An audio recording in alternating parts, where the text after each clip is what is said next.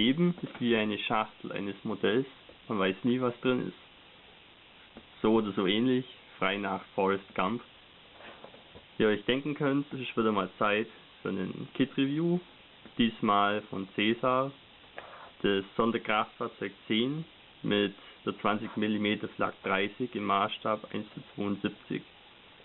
Ich habe den Bausatz zum ersten Mal gesehen im Geschäft und dachte mir, den nehme ich mal mit. Sieht interessant, weil ich habe überhaupt nicht mitbekommen, dass der auf dem Markt bald erhältlich sein wird. Und ja, dachte mir, ich werfe jetzt mal gleich einen Blick rein. Hier die Bauanleitung. Fängt hier an, nochmal mit dem Boxart, Geschichte zum Fahrzeug und technische Daten. Der Bauplan ist hier so zum Ausklappen. Passt hier als Hinweise, Diagramm mit allen Gießästen, die enthalten sein sollen. Und dann folgen die einzelnen Bauschritte. Also was mir jetzt gerne mal auffällt, ist, dass die Größe dieser Zeichnungen sehr klein ist. Da braucht man fast eine Lupe. Das finde ich etwas lästig, aber man kann sicherlich damit umgehen. Ansonsten relativ gut detailliert und ja, es gibt bessere Baupläne, aber es ist in Ordnung.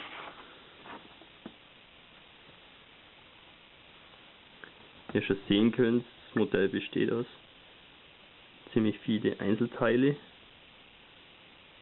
Da bin ich ja mal gespannt, ob das so einfach funktioniert, wie das hier im Bauplan dann dargestellt ist. Wie ihr seht, die Waffenplattform kann einmal eingeklappt und einmal ausgeklappt gebaut werden. Das gefällt mir schon mal gut. Farbtabelle, ja, bezieht sich auf die gängigsten Marken Tamiya, Gunze, Humbrol, Revell, Model Master.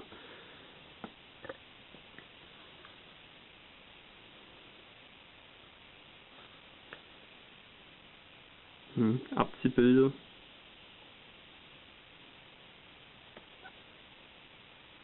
Ich finde nur schade, dass hier kein TAN-Muster oder so vorgeschlagen wird.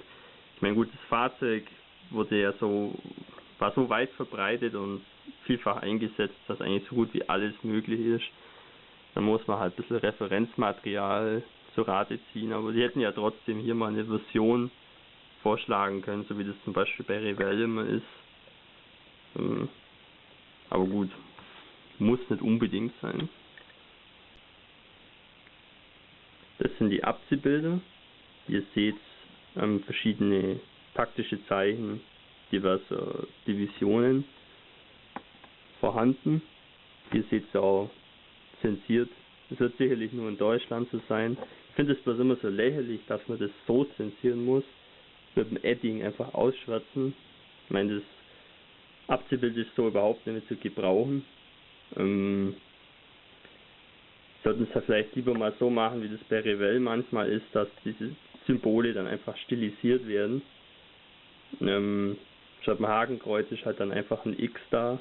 Ich meine, das ist besser wie so ein schwarzer Knödel.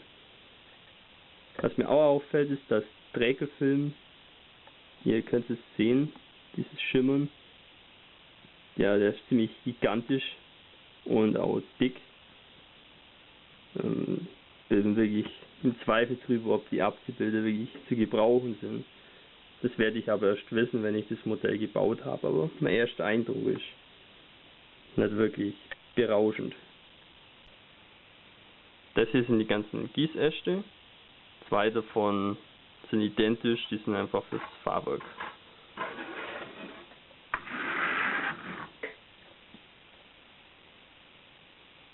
Also die Detaillierung ist schon mal nicht schlecht, zumal ja auch viele Einzelteile zum Einsatz kommen, wodurch ja dann die Detaillierung auch gut gewährleistet ist.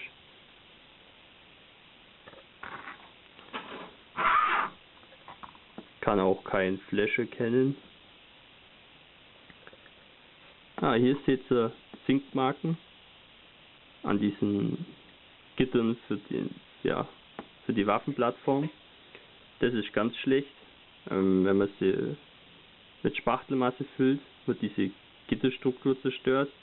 Ja, und wenn man nichts macht, dann hat man diese Löcher da. Also das ist sehr ungünstig. Das ist wirklich ein dickes Minus.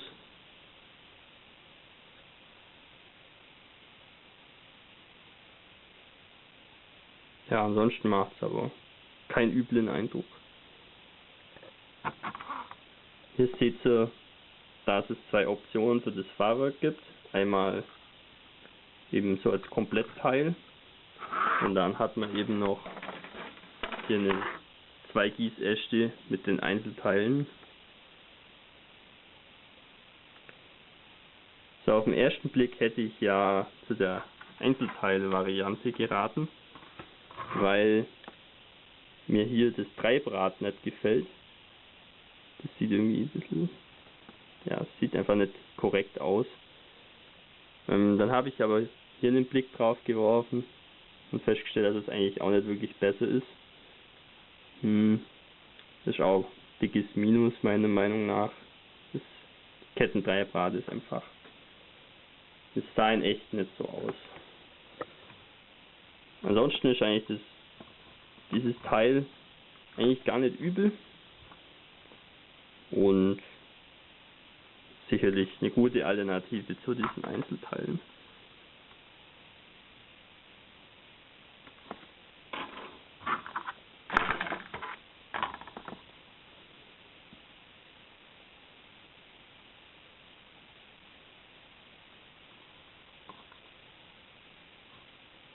Ja, die Kleinteile sind auch sauber gegossen, das ist schon mal schön.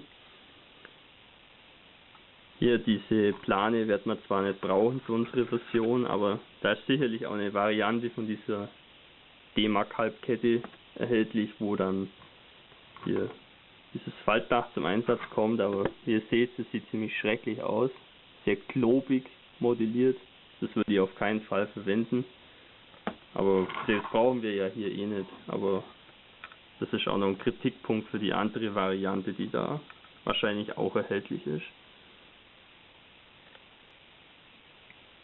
Das sind die beiden Vorderreifen, die bestehen aus schwarzem Vinyl, relativ weich. Das Profil ist eigentlich ganz gut. Ich frage mich nur, warum das als Vinylteil beiliegen muss.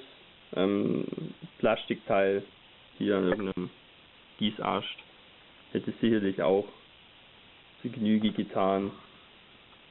Muss man nicht verstehen, aber die Lösung so ist auch okay, also kann man so lassen.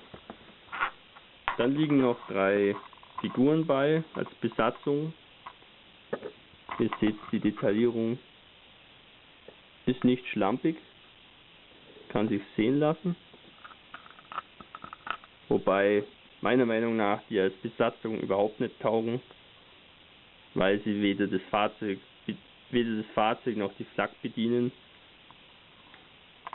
Der hier sieht zum Beispiel aus wie Panzerkommandant. Der hier sitzt einfach nur da mit dem Sturmgewehr. Der hier ist eher kniet einfach nur da mit dem Gewehr in der Hand. Der bedient die Flak auch nicht. Ja, schöne Figuren, aber als Besatzung wird das Fahrzeug nicht wirklich tauglich. Also, was ich sehr schade finde. Ich hätte da jetzt schon erwartet, dass man da, wie hier auf der Box, einfach eine Bedienmannschaft für die Flak wenigstens hat. Aber leider nicht der Fall.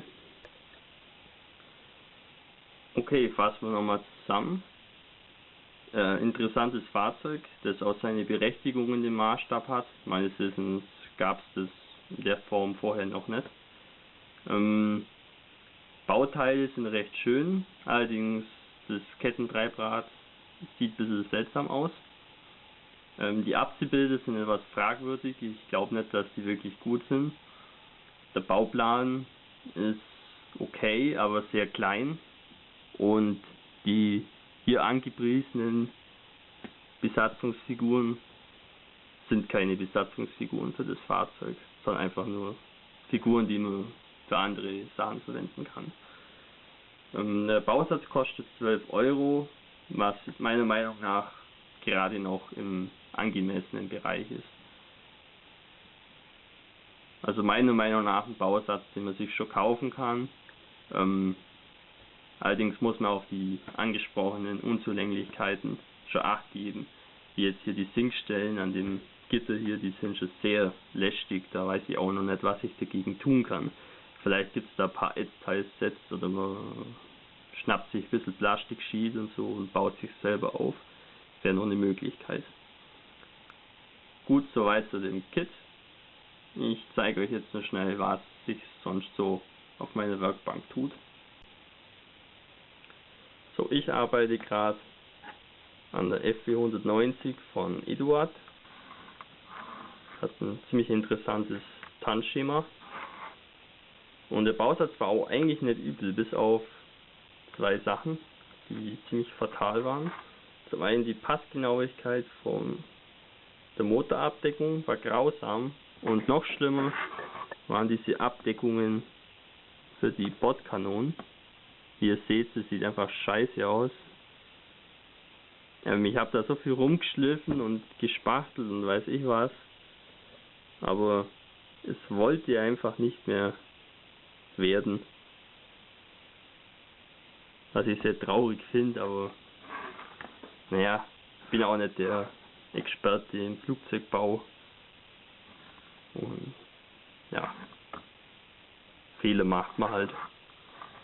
Mein nächstes Flugzeugmodell wird sicher besser. Da passiert es nicht. Also mir ist unerklärlich, warum diese Klappen hier seitlich nicht passen, weil sowohl der Flügel am Rumpf gut gepasst hat, als auch hier hinten das Stück eingepasst hat. Einfach die Luken waren einfach falsch dimensioniert. Die konnten von vornherein einfach nicht passen. Das ist meine Vermutung. Vielleicht war ich auch einfach zu unfähig, aber das ist mir schon lange nicht mehr passiert, dass ich da irgendwas falsch gemacht hätte. Ja, ist mir unerklärlich. Dann baue ich noch, oder besser gesagt, bemale ich da noch ein paar Figuren. Kriegselefant und ein paar republikanische römische Legionäre. Das wird dann eine ganz kleine Szene aus der Schlacht bei Magnesia. Natürlich wird dann der Elefant im Zentrum stehen und auch der interessanteste Teil von dem kleinen Diorama werden. Ja, was ich auch noch vorhabe demnächst, die Schlacht bei Gaugamela, den Kavallerieangriff von Alexander dem Großen. Ich habe auch ein paar Perser da, kann man auch ein kleines Diorama bauen. Nicht so viele Figuren, lieber ein paar wenige und dafür interessante Szene gesetzt. Gut, das war's von meiner Seite. Ich freue mich auf eure Videos. Macht es gut. Bye bye.